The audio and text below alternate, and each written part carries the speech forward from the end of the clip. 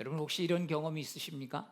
어떤 사람을 딱 봤는데 저 사람 좀 배운 티가 나네? 뭐 이런 거나 아니면 저 사람 좀 참 싸나워 보인다, 참 험악한 인생을 살았나 보다, 또 저 사람은 왜 저렇게 입고 다니지? 이렇게 여러분 혹시 처음 보았는데 처음 본 사람에게 뭔가 이미지가 탁 떠오른 적이 없으십니까? 아마 대부분 다 있을 겁니다. 여러분 우리는 누군가의 외모나 또 말투 또 아니면 보여지는 것, 여러분 이런 것들 아니면 그 사람에 대해서 어느 정도 조금 정보를 들으면 뭐 집안이 어떻고 또 학력이 어떻고 이러면 여러분 그런 것들을 보면서 판단하죠. 처음에는 조금 이상하게 봤는데 그 사람에 대한 어떤 정보가 좋아요. 그 사람이 어디 좋은 대학 나왔고 지금 좋은 직장에 있다면 조금 다르게 또 생각될 수도 있습니다. 여러분 안타깝게도요, 세상 기준들이 참 우리의 판단이 기준이 될 때가 많습니다. 우리는 그런 생각을 하죠. 난 사람 잘 차별하지 않아. 여러분 차별하지 않는다고 하면서도 여러분 우리가 나도 모르게 여러분 사람을 차별하고 판단할 때가 있다는 거죠. 외모를 보거나 아니면 그 사람과 조금 몇 분 대화해 보고 5분만 대화해 보면 그 사람 어떤 사람인지 다 알아. 너무 성급한 사람들이 있죠. 여러분 될성 싶은 나무는 떡잎부터 알아본다. 여러분 이게 얼마나 위험한 말입니까? 벌써 아직도 제대로 자라지도 않았는데 그 아이를 보면서 얘 미래가 뻔해. 여러분 이런 생각을 우리가 자꾸 그런 잘못된 속담 때문에 사람을 너무 어릴 때부터 판단해 버린다는 거죠.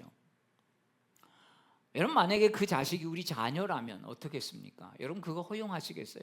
만약에 그 사람이 여러분 내 자신이라면 날 보고 사람들이 함부로 판단한다면 여러분 좋아할 리가 없을 것입니다. 자, 오늘 우리가 함께 읽은 야고보서 2장은 이 차별의 문제를 다루고 있다는 사실이죠. 야고보 사도는 이렇게 1절에서 분명하게 말합니다. 자, 우리 1절 말씀을 다시 한번 읽겠습니다. 내 형제들아, 영광의 주 곧 우리 주 예수 그리스도에 대한 믿음을 너희가 가졌으니 사람을 차별하여 대하지 말라. 여러분 단순히 그냥 그렇게 하지 말고 좀 좋게 지내, 여러분 이 정도가 아니라는 거죠. 1절은 분명하게 저와 여러분에게 말씀해 주고 있는 것입니다.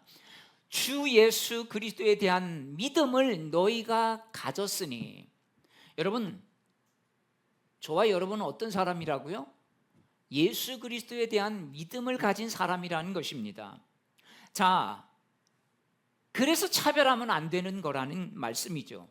예수님에 대한 믿음을 가졌기 때문에 우리 믿음을 가진 사람은 사람을 함부로 판단해서는 안 된다, 판단하지 말라, 이렇게 말하고 있습니다. 왜? 판단하지 않아도 자꾸 판단이 되어지는 본성들이 우리 안에 있기 때문이 아니겠습니까? 여러분 우리는 예수 그리스도에 대한 믿음을 가졌기 때문이다라고 하는데 어떤 믿음을 가진 것입니까?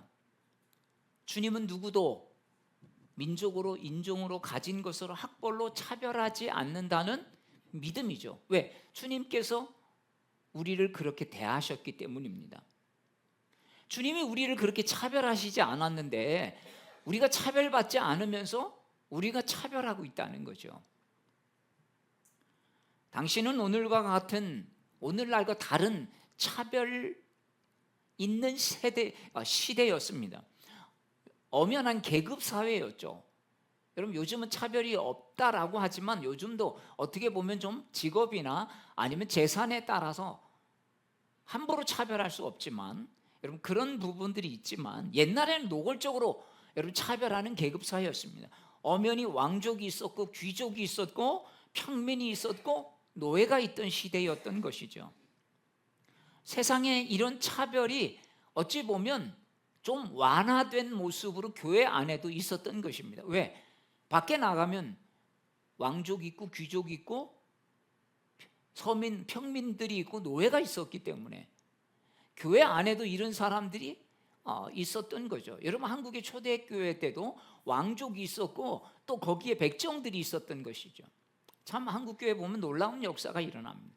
그래서 나중에 보면 왕족인 분과 이 백정이었던 이 분이 둘이 장로의 후보로 올라가서, 여러분, 왕족은 떨어지고 백정이 된, 여러분, 이런 역사가 1890년 초반에 있었던 거죠. 여러분, 교회가 어떤 것인가를 한국 초대교회도 더 분명하게 보여주고 있습니다. 세상에는 차별이 그대로 교회 안에 있지는 않았지만 조금 그래도 완화된 모습이었지만 여전히 존재했다라고 하는 것입니다. 자, 그래서 예를 들고 있죠. 자, 부자가 금가락지를 끼고 화려한 옷을 입고, 여러분, 옛날에 귀족들은 좀 옷이 달랐죠. 지금은 누구나가 어떤 옷의 재질을 받지 않습니다. 어떻게 보면 좀 못 살아도 교회 올 때는 그래도 제일 좋은 옷을 입고 오지 않습니까? 지금은 좀 그런 부분들이 덜하는데, 저희가 80년, 90년대 때만 해도 항상 여러분 그런 분들이 많았어요. 야, 교회 갈 때는 제일 좋은 옷 입고 가야 돼. 자, 그런 사람들이 들어오면 어떻습니까? 옛날에는 옷으로 신분을 여러분 가름하던 시대 속에, 이 좋은 자리에 앉으십시오 라고 저 뒤에서 안내위원이 그렇게 한다는 거죠. 근데 가난한 사람, 좀 남루한 사람, 딱 봐도 저 사람은 진짜 못 사는 사람, 이런 사람이 들어오면 뭐 구석에 앉든지 말든지 신경도 쓰지 않았다라는 것입니다. 어찌 보면 사회 속에서 보면 전혀 문제가 될 거 없어요. 왜? 신분 사회였기 때문이죠. 그런데 그런 시대에 교회 안에서 차별하지 말라, 이렇게 말씀하신 것은 정말 혁명적인 말씀이다 라고 할 수 있습니다. 지금은 당연하게 고개를 끄덕이죠. 여러분, 이거에 반대할 분이 계십니까? 우리는 예수님이 기준이지 세상의 기준이 아니기 때문이죠. 여러분, 교회는요, 세상의 가치가 그대로 들어오면 안 돼요. 여러분, 거기에 분명히 정제가 되어야 한다는 것입니다. 세상에는 재산이나 어떻게 보면 성별, 사회적 지위 등으로 사람들을 차별합니다. 하지만 주님은 성도는 세상과 달라야 된다. 왜? 너희는 예수님에 대한 믿음이 있기 때문이 아니냐. 여러분, 다른 기준이 아니야. 너희는 좀 착해서, 야, 그렇게 하면 안 돼. 사람이 이렇게 말하고 있는 게 아니라는 것입니다. 너희는 예수님을 믿는 사람으로서 믿음을 가졌는데 사람을 차별해서야 되겠느냐, 이렇게 말씀하시는 거죠. 왜 그렇습니까? 교회는 예수님의 피값으로 세우셨고 또한 차별하지 않으셔서 종이나 또한 귀족이나 누구도 상관없이 하나님이 그를 위해 십자가에 죽으신 바로 그 십자가의 은혜가 누구에게나 있기 때문에, 그런 사람들이 모인 공동체이기 때문인 것입니다. 여러분, 복음이 무엇입니까? 예수님께서 우리 죄를 대신해서 죽으시고 그 은혜로 우리가 다 구원받았다는 거죠. 우리가 잘해서, 우리가 뭐 열심히 진짜 노력해서, 남들은 못하는데 우리가 해서 하나님의 자녀가 된 게 아니라는 것입니다. 왜 하나님의 자녀라고 했을까요? 여러분, 자녀는요, 노력해서 되는 게 아닙니다. 자녀는 획득되어지는 거죠. 그냥 자녀는 타고나는 거예요. 어느 집에서 태어나면 그냥 자녀가 되는 거지, 내가 자녀가 되려고 노력해서 되는 게 아니라는 거예요. 여러분, 예수님의 하나님의 자녀가 되는 것도 마찬가지인 것입니다. 십자가는 그래서 차별을 무너뜨린 사건이었습니다. 복음은 사람들의 외모나 배경이나 이런 조건으로 여러분 구별하지 않습니다. 하나님의 눈에는 똑같이, 여러분, 우리 모두를 하나님은 똑같이 한 영혼으로 보고 계시기 때문입니다. 세상은 항상 사람들을 살피죠. 말투가 어떤지, 명품을 입고 다니고 있는지, 어떤 차를 몰고 다니는지, 직장은 어디, 명함은 어떤 명함을 가지고 다니는지. 그런데 주님은요, 여러분, 그런 걸로 보시지 않는다는 거죠. 하나님은 우리의 중심을 보신다라고 말씀합니다. 만약 하나님께서 우리를 외모나 자격이나 지위로 여러분 우리를 보셨다면, 우리가 하나님의 그 마음에 맞는 사람이 여러분 몇이나 되겠습니까? 어떤 이는 키가 작다고 탈락할 수 있고요. 어떤 이는 말이 느리다고 탈락할 수 있고, 어떤 이는 돈 없다고 탈락할 수 있고. 주님이 우리에게 엄격한 기준을 갖다 대셨다면, 여러분, 우리가 구원받을 사람, 그 구원의 엄격한 기준이 설정되어 있었다면, 여러분, 우리가 구원받을 수 있는 사람이 몇이나 되겠습니까? 예수님께서는 세상의 기준과는 완전히 다른 삶을 사셨습니다. 병든 자를 찾아가셨고, 오히려 사람들이 외면하는 사람들을 품으셨고, 사람들이 따돌리던 사람들과 여러분 함께 욕을 먹어가면서도 식사를 하셨던 것입니다. 예수님은 사람의 모양을 보지 않으셨어요. 예수님은 그 안에 있는 오히려 아픈 상처와 외로움과 갈망과 그런 심령들을 여러분 보신 거 아니겠습니까? 우리는 어떻게 해야 합니까? 오늘 예배드린 자리에 어떤 모르는 새 가족이 왔다면, 여러분 그 사람을 보면서 여러분 그리스도의 눈으로 우리가 볼 수 있을까요? 주님의 마음을 가지고 그 사람을 아무렇지도 않게 대할 수 있겠습니까?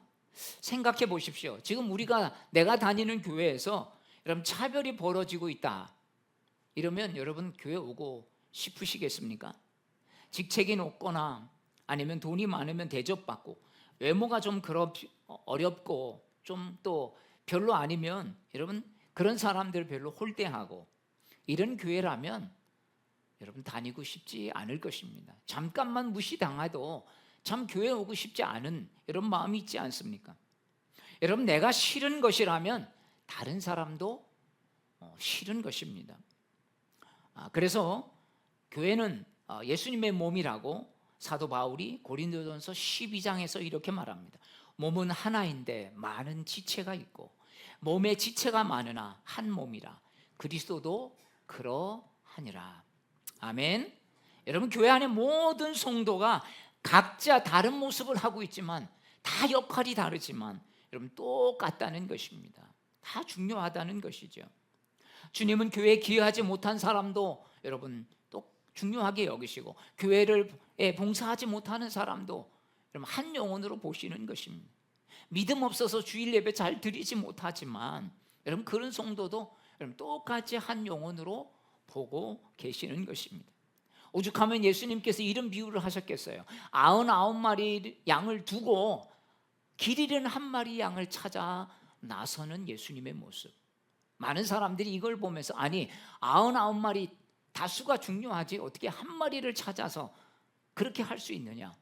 여러분 근데요, 그 한 마리가 여러분 우리 가족이라, 내 가족이라면 여러분 그렇게 여러분 그 한 마리를 여러분 우습게 여길 수가 없을 것입니다. 그 한 마리가 내 자식이고 그 한 마리가 나였다면 여러분 99마리가 많다고 할 수 있는 사람이 어디 있겠습니까? 주님은 우리를 차별하시지 않는데, 우리가 누군가를 차별한다면 그것은 단순히 그 사람을 무시하는 게 아니다 라고 말하고 있는 것입니다. 예수님을 무시하는 것이고, 예수님이 피값으로 세우신 교회를 허무는 일이다 라고 성경은 분명하게 말합니다. 사랑하는 여러분, 결국 이런 우리의 판단과 차별이 하나님 나라를 세우려고 하는 이 부분에 대해서, 이것들을 방해하는 사단의 전략임을 우리는 잊지 말아야 할 것입니다. 자, 야고보 사도는 단순히 차별은 나쁘다 이렇게 말하고 있지 않은 이유가 여기 있는 것입니다. 차별은 분명하게, 정확하게, 명확하게 말합니다. 죄라고 말하고 있습니다. 자, 오늘 본문 9절 말씀을 우리 같이 읽겠습니다. 시작. 만일 너희가 사람을 차별하여 대하면 죄를 짓는 것이니 율법이 너희를 범법자로 정죄하리라. 여러분 성경에서 가장 으뜸으로 말하면 뭐겠습니까? 내 이웃을 내 몸과 같이 사랑하라. 자, 여러분 사랑과 차별은 같이 존립할 수가 없는 것이죠. 차별은 사랑을 분명하게 깨트리는 것입니다. 여러분 그러면 우리가 어떻게 해야 하겠습니까? 여러분 우리가 영적 분별력을 분명하게 가져야 합니다. 영적 분별력을 가지지 않으면 나도 모르게 차별하는 그것이 죄라는 사실을 우리는 인지할 수가 없는 것입니다. 왜냐하면 세상에서도 그런 일들이 벌어지고 있기 때문이죠. 여러분, 그 사람이 입은 행색 보고 함부로 대하는 이런 차별들이 그 사람 어떤 차를 타고 다니는가에 따라서 여러분 함부로 대하는 것들이 여러분 세상에서 일어나고 있기 때문이죠. 그래서 우리는 이게 죄라는 사실을 인지해야만. 그래서 자꾸 나도 모르게 어떤 사람이 보여지고 판단이 되어질 때 이게 죄구나라고 하는 걸 인식할 때 우리는 멈출 수가 있는 것입니다. 하나님이 싫어하시는 것인데, 나도 이런 모습이었을 때 주님께서 그렇게 나를 대하지 아니하셨는데 왜 내가 저 사람을 판단할 자격도 없으면서 판단하고 있는가? 여러분, 우리가 그렇게 봐야 하는 것이죠. 세상의 가치로 판단하는 것이 아니라 하나님의 선한 생각을 가지고 이웃을 바라볼 수 있는 하나님의 시선이 여러분 안에 있게 되기를 축복합니다. 자, 그러면 어떻게 해야 차별하지 않을 수 있을까요? 바로 오늘 13절 말씀은 우리에게 그것을 알려주고 있습니다. 자, 13절 말씀 읽겠습니다. 시작. 긍휼을 행하지 아니하는 자에게는 긍휼 없는 심판이 있으리라. 긍휼은 심판을 이기고 자랑하느니라. 여러분, 이 말이 무슨 뜻입니까? 우리가 이웃에게 긍휼을 베풀지 않는다면 하나님도 우리에게 긍휼을 베풀어 주시지 않는다는 것입니다. 하나님도 우리에게 똑같이 대하시는 거죠. 여러분, 그래서 가장 좋은 것은 우리 믿음의 사람들은 하나님이 나를 주님 이렇게 대해 주시면 좋겠습니다 라는 그 마음을 가지고 여러분 다른 사람들을 대하는 것입니다.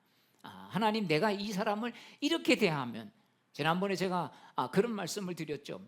어떤 분이 이런 얘기를 해요. 내 자식이 정말 그때 어려울 때죠. 입에 밥 들어가는 거 보면 그렇게 마음이 좋더라는 거죠. 여러분, 우리 진짜 옛날에 그러지 않았습니까? 자식 먹는 거 보면 그렇게, 저희 어머니 세대 그랬던 것 같아요.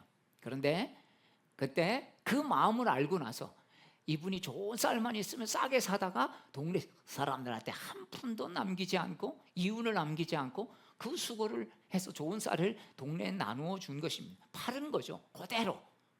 자식이 보면서 너무 답답해서 엄마 왜 돈도 안 되는 일을 해요?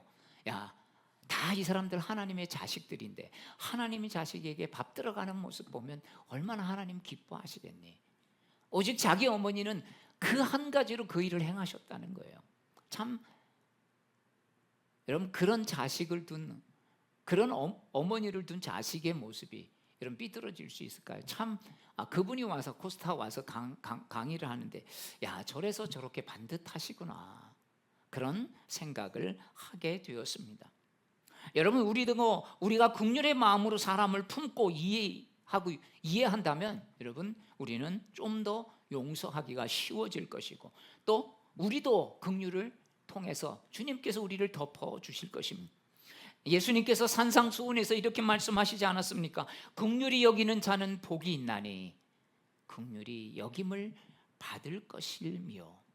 여러분, 우리가 긍휼히 여기면 주님께서 우리도 긍휼히 여김을 받게 된다. 하나님이 우리를 긍휼하게 여겨주실 뿐만 아니라 또 다른 사람들이 우리를 긍휼히 여겨주신다는 것입니다. 여러분, 우리가 이런 것들이 있죠. 어떤 사람이 이렇게 말을 빠르게 하면 어떻습니까? 야, 저 사람 이렇게 촉새야, 촉새. 이렇게 말이 빨라. 빠르는 것도 참 흠이 되고 판단이 되죠. 그런데 어떻습니까? 그렇게 말하지 않고 야, 말 빨리 하니까 귀가 시원하네, 여러분 이렇게 말할 수 있는 거죠. 또 말이 느리면 왜 이렇게 말이 느려 터졌어, 이러는 게 아니라 야, 말이 느리니까 내 생각이 자꾸 집중되네, 여러분 이렇게 볼 수도 있는 것이죠. 여러분, 비논리적으로 말하면 어떻습니까? 횡설수설하는 사람들 있잖아요, 우리 주변에.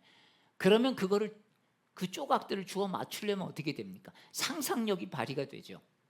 상상력을 자극하죠. 근데 논리적으로 말하면 어떻습니까? 야, 저 사람 참 머리를 멍청하게 하네.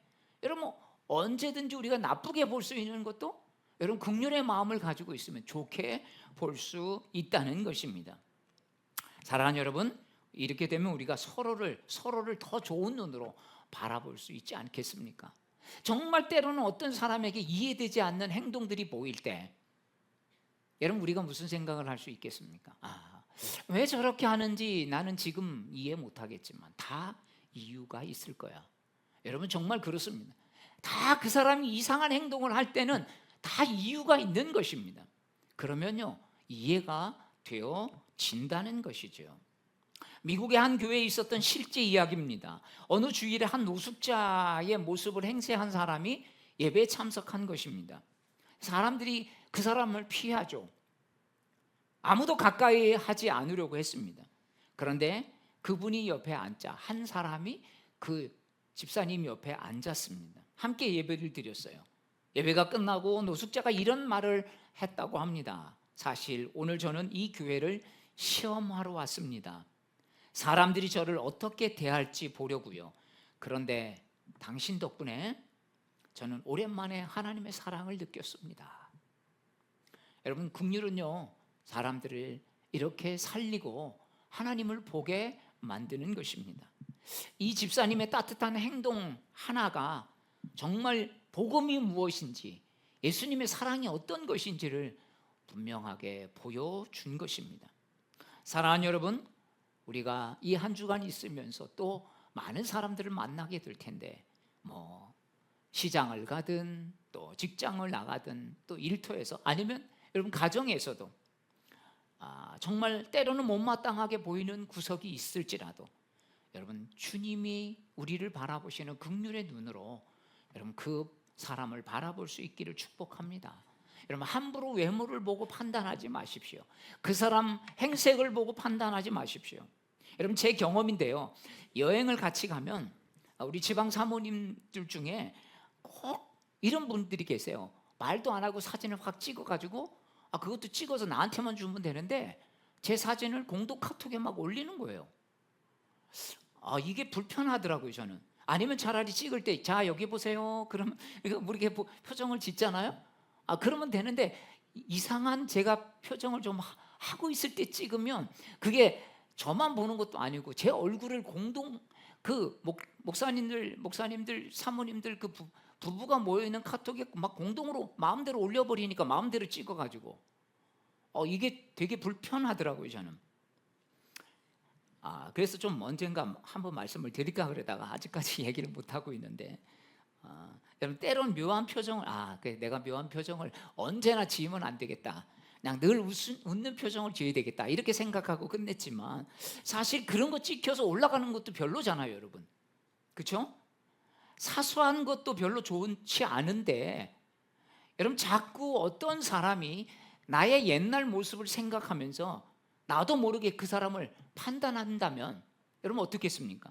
야 내가 누구를 잘 아는데 그 사람은 내가 옛날에 어떻게 한 거 내가 다 아는데 다른 사람이 10년 전 그렇게 했던 것을 가지고 20년 전 30년 전의 그 모습을 아직도 지워내지 못하고 여러분 우리가 판단한다면 어떻게 되겠습니까?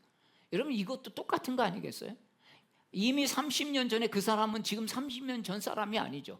20년 전에 있었던 그거를 지우지 못하고 그 사람을 볼 때마다 자꾸 그런 눈으로 바라본다면 그 잔상이 지워지지 않는다면 이미 주님이 다 용서하시고 해결하셨는데 여러분 우리가 아직도 그 모습을 생각하면서 잊지 않고 자꾸 그 사람을 그 각도로만 바라본다면 여러분 그 사람이 어떻겠습니까? 자꾸 판단이 되고 좋게 보일 리가 없는 거예요. 이미 20년 전 사람이 아니죠. 사람은 여러분 시간이 지나면서 달라지기 때문입니다. 내 과거를 들춰내면서 다른 사람이 우리를 본다면 여러분 그것만큼 마음이 힘든 게 있을까요? 자꾸 지나간 과거를 들춰내면서 말이죠. 여러분 우리가 자꾸 사람들을 보면서 판단하는 모습 속에는 이런 모습도 있다는 거죠. 사랑하는 여러분, 예수님의 마음을 가지고 여러분 이웃들을 보시기를 바랍니다. 여러분 가족들을 보시고 남편을 보고 아내를 볼 수 있기를 축복합니다. 긍휼의 마음을 가지고 보십시오. 이해 안 되는 부분 속에서도 그래 나는 이해가 안 됐지만 그래도 저렇게 하는 뭔가 다른 이유가 있을 거야. 내가 알지 못하는. 내가 하는 판단으로 여러분 우리는 판단을 받게 될 것입니다. 내가 보는 그 눈으로 다른 사람이 또 우리를 보게 될 것입니다. 예수님이 나를 보시고 용납하신 눈으로 여러분 이웃을 여러분 보려고 주님의 긍휼을 구하시길 바랍니다. 부유하든 가난하든 내 눈에 들어온 것들이 정확하지 않다는 걸 늘 우리는 인식해야 됩니다. 여러분, 우리가 보는 건 정확하지가 않아요. 우리 눈이 선악과 먹으면서 왜곡돼 있어요. 우리는 진짜 나쁜 건 더 나쁘게 보려고 하는, 뭐든지 나쁘게 보려고 하는 마음들이 있는 것이, 좋은 건 어떻게든지 좋게 보려고 하고, 지위가 낮든 가난하든 부하든 여러분 모든 사람을 그리스도 안에서 존귀한 하나님의 자녀로 여러분 볼 수 있는 그런 마음과 눈이 열려지기를 축복합니다. 하나님의 사랑이 우리의 마음을 채워서, 그래서 우리가 다른 사람을 볼 때 이런 불편함이 없다면 우리는 여러 가지 관계 속에서 우리에게 오는 그런 피로감들이 훨씬 더 줄어들 것입니다. 사랑하는 여러분, 악한 생각과 판단으로 행하는 차별을 이기는 우리 사랑하는 공동체, 또 여러분의 가정, 일터가 되기를 주의 이름으로 축복합니다. 여러분들이 그곳에 아름답게 쓰임받기를 주의 이름으로 축원합니다. 우리 다 함께 일어나셔서 함께 우리 찬양하고 또 오늘 주신 말씀을 붙잡고 기도하겠습니다. 우리 함께